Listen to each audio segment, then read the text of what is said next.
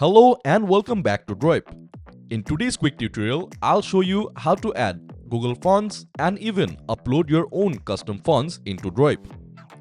So let's dive in.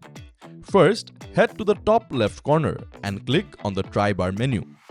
From the drop-down, select Upload Custom Fonts. This will open up the Custom Fonts panel. Now, let's take a closer look at the three main tabs here. Add Google Fonts. This is where you can search for and add any Google fonts you need directly into Droip. Installed fonts, a handy section to manage all your installed fonts. You can even remove fonts you no longer need. Lastly, upload custom fonts, the most exciting part. This is where the magic happens for uploading your own custom fonts. Now, let's take a look into how we can upload custom fonts in Droip. In Droip, we don't upload .ttf or .otf font files. Instead, you'll need to convert them into webfont kit first. It's super simple.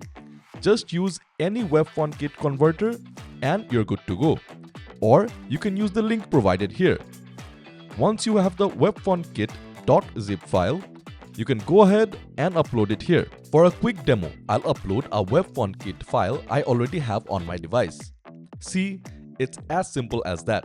Your custom font is now ready to use in Droip. That's it for today's tutorial. Now you know how to add Google Fonts and upload custom fonts in Droip. If you found this video helpful, give it a thumbs up and hit the subscribe button. Thanks for watching and I'll see you in the next one.